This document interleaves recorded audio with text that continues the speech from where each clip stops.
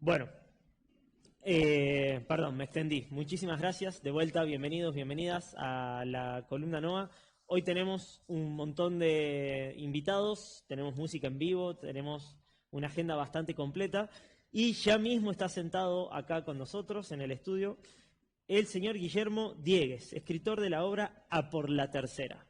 ¿Qué tal, Guillermo? ¿Cómo Buen estás? día, muy bien. Muchas gracias por la invitación, Fernando. Bueno, por favor, muchas gracias a vos.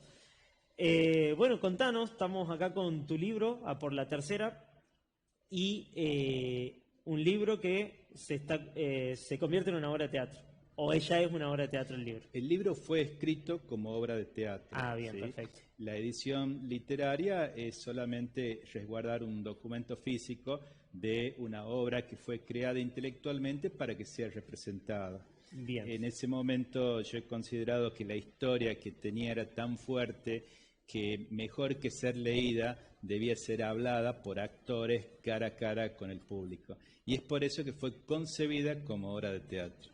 bien, genial. Bueno, y contanos, ¿de qué trata A por la Tercera? A por la tercera tiene un fondo histórico. Claramente la podemos ubicar en la posguerra civil española, en lo Sí, más duro de la dictadura franquista, en la época donde está próximo ya a morir el dictador Franco. Pero bien. más allá de esa Década del 70. contextualización histórica, claro, en el fines del 75, más allá de esa caracterización o contextualización histórica, lo importante es que los mensajes que tiene son universales. Casi todos los países han tenido una dictadura, casi todos los países han tenido una guerra civil, Ujú. casi todos los países han tenido una puja de ideologías políticas y más allá de ideologías políticas, de retóricas políticas y además de sistemas políticos más o menos corruptos, donde el pueblo en definitivamente es el que la sufre y terminan enfrentándose entre ellos, ¿no? Entonces, esta es una historia de superación, de análisis, de retrospección, donde 4 exmilicianos, milicianos era no un soldado, era un obrero metalúrgico, un empleado de un Claro, comercio, un agricultor, que se veía obligado a tomar las armas para defender la legalidad de la Segunda República Española ante un terrible levantamiento, una sublevación militar liderada por Franco y claro, apoyada por las potencias fascistas del momento, como el Mussolini en Italia y claro. Hitler en Alemania. Perdona, así como el gaucho salteño tomó las armas por la independencia, lo mismo lo hicieron los milicianos en España, los partisanos en Italia y así. Claro, en realidad los obreros que se convirtieron en milicianos, ¿no? Claro, Al participar en ejércitos irregulares se denominaron milicianos y fue quizás la primera gran experiencia donde el pueblo armado le hace frente a una sublevación militar. ajá, Por ejemplo, a Hitler, con el auge del fascismo, lo derrotan los ejércitos aliados, pero los sí, claro, derrotan ejércitos en guerras declaradas. Aquí ese ejército se enfrenta con el pueblo, pensaba que la sublevación iba a durar instantes y que se iban a adherir, y sí, sin embargo el pueblo resistió. A mí a veces me cuesta llamar la guerra civil española, donde se supone que es una guerra entre personas civiles, separados por alguna ideología, una grieta profunda, pero cuando uno ve las imágenes de un Madrid siendo bombardeado por la aviación alemana, que era la aviación más poderosa de claro, el Europa y Guernica, probablemente del mundo, uno dice, caramba, cuesta llamar a guerra civil. Por supuesto, académicamente, históricamente se ha conocido y uno va adoptando casi pedagógicamente esa historia, pero bueno, estas obras o estas historias o esta recuperación de la memoria hace que uno se permita cuestionarse, debatir, pensar sobre estos eventos. Bueno, bien, y es aquí donde la historia se convierte en universal, porque esto es común a muchos pueblos, y además es muy interesante que 4 exmilicianos, 30, 40 años después de la guerra, siendo ancianos, sientan ese renacimiento que yo le llamo una primavera en el otoño de la vida, que es el aire de libertad, cuando escuchan por la radio que ha muerto el dictador y en su idealismo tratan de generar un plan para recuperar la legalidad de la República Española.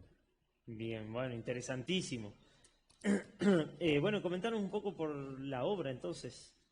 La obra es una producción sin precedentes aquí en Salta, tiene una escenografía muy importante, ha sido desarrollada por la productora La Morisqueta de Cristina Iriarte y ya ha tenido un estreno exitoso a sala llena en Salta el 29 de junio pasado, 5 funciones en el noroeste, incluido el Teatro Mitre de Jujuy, también con un éxito muy importante.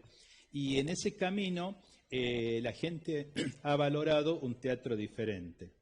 En Salta, por ahí es más fácil acceder a espectáculos de tipo comedia, vodevil, grotesco, burlesque, revista, pero una obra épica, dramática, comprometida, que si bien puede tener toques de humor para aquietar un poco esos picos de drama o de tragedia, no es muy común, y menos de una producción local, y menos con la semejante producción tecnológica, visual, multimedia, que está, digamos, subyacendo en esto. Entonces la gente se sorprende, pregunta si la producción es local, celebra que hace mucho que no veía esto, gente que ha ido por primera vez al teatro ha empezado a reincidir en esta linda costumbre, así que la verdad que un gusto haber colaborado para que el ámbito teatral local tenga una propuesta de este tipo. Bueno, qué bueno. Y repasemos fechas y horarios. La próxima función está prevista para este próximo viernes, 2 de febrero, a las 21:30 horas, en la sala principal, que es la Macacha Güemes, de la Usina Cultural, en España y Juramento. Perfecto. Quiero comentar que las entradas siguen a precios populares para este contexto de país donde no hay financiamiento a la cultura en general. 3.000 pesos la entrada, es el mismo precio con el que se estrenó en junio del año pasado.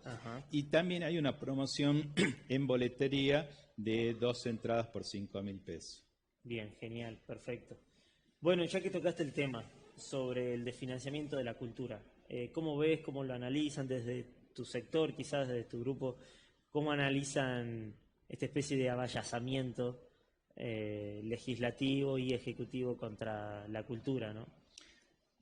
Yo lo veo con mucha preocupación porque creo que gratuitamente se ha metido la cultura en una lucha retórica maniquea de ideologías políticas, liberales o intervencionistas.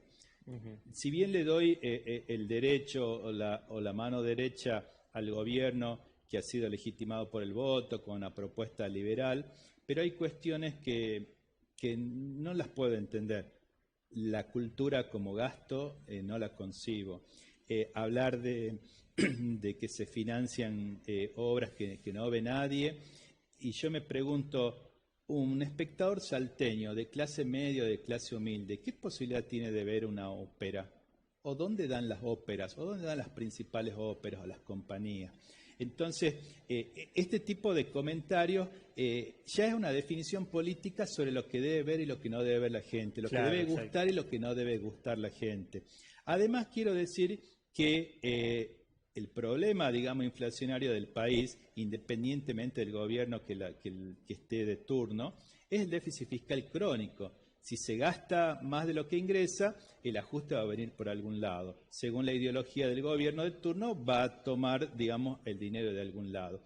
Pero aquí, la cultura, para centrarme justamente puntualmente en nuestro tema y no meterme en otros temas políticos, no genera déficit fiscal. Aquí el Instituto Nacional del Teatro está financiado por aportes del ENACOM, que es el Ente Nacional de Comunicaciones, por el 1% que pagan las prestadoras de servicios de comunicaciones. Eso financia casi en un 95% el Instituto del Teatro y el otro 5% proviene del juego de azar.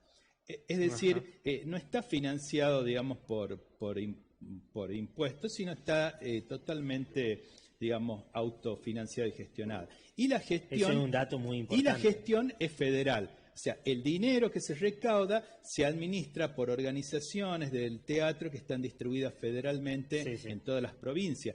Eso ha permitido, por ejemplo, que tengamos una fiesta nacional del teatro, donde el pueblo de Salta puede asistir a una obra con una entrada de 800 pesos que costó, digamos, esas obras de primer nivel. ¿Cuánta plata llegó a Salta por este instituto? 27 millones de pesos en el año.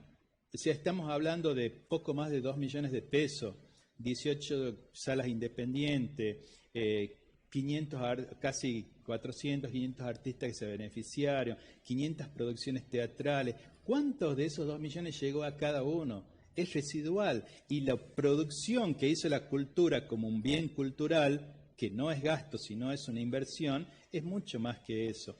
Entonces resulta afrentoso recibir o poner en la misma bolsa de lo que es un gasto por corrupción, de lo que es un exceso de gasto político, un exceso de planta, a ponerla en juego por una discusión retórica política a la cultura. Claro, claro, totalmente.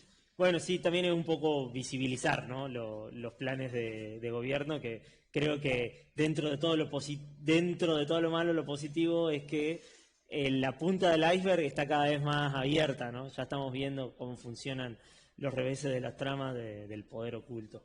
Pero bueno, muchas gracias por tu reflexión, la verdad, y por todos los datos que tiraste sobre el manejo de la cultura en una situación que tal cual no afecta en nada las arcas nacionales. Claro, ¿y quién termina financiando esto? Reinvirtiendo los derechos de autor por las presentaciones, claro, con la regalía de los libros, vendiendo libros, agendas temáticas, los mismos actores que tienen horas de ensayo, que prácticamente no son nunca retribuidas por el bordero de la sala. Entonces, todos ellos son los verdaderos financistas de una propuesta cultural. Claro, por eso decimos que a veces poner en escena una obra de la calidad de esta, con el aporte de todos nosotros, y no tiene 0 pesos de aporte estatal, también es un acto de resistencia cultural.